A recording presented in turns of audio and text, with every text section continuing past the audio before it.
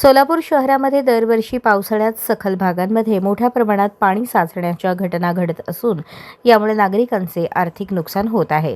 सन 2018, 2020 व 2025 या वर्षांमध्ये शहरातील विविध भागांमध्ये गंभीर जलसंचयाची परिस्थिती निर्माण झाली होती। पावसाळी पाण्याचा योग्य निचरा न होणे, नैसर्गिक जलप्रवाहांमध्ये अडथळे निर्माण होणे, नाल्यांवरील अतिक्रमण ही यामागील प्रमुख कारणे आहेत।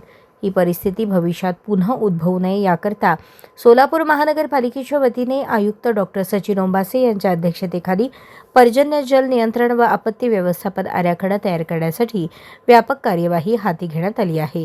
यासाठी अतिरिक्त आयुक्त, नगर अभियंता, सार्वजनिक आरोग्य अभियंता, संबंधित नगरसेवक, तक्रारदार नागरिक आणि महानगरपालिकेचे अधिकारी यांच्यासह संयुक्त बैठका घेण्यात आल्या।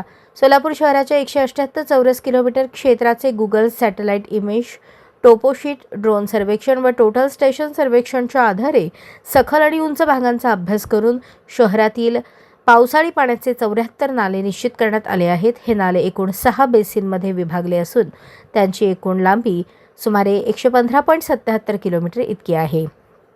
आयुक्त तथा अध्यक्ष शहर आपत्ती व्यवस्थापन समिती यांच्या आदेशानुसार 19 जानेवारी 2025 रोजी पूर नियंत्रण सर्वेक्षण पथकाची स्थापना करण्यात आली। या पथकाने प्रत्यक्ष जागेवर जाऊन नाल्यांचे संरेखन, अतिक्रमणे, नैसर्गिक प्रवाहातील बदल, घरांची माहिती, महसूल रेकॉर्ड, बांधकाम परवाना आदी सखोल अभ्यास करून सविस्तर तांत्रिक अहवाल तयार केला आहे।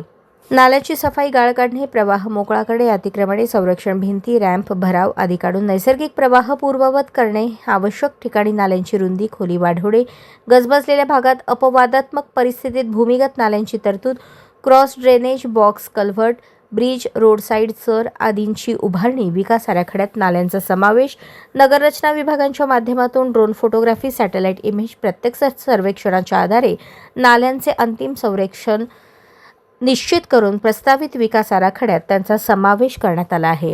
एकूण 74 नाल्यांपैकी 30 नाल्यांसाठी पहिल्या टप्प्यात प्रत्यक्ष काम सुरू करण्यात आले आहे।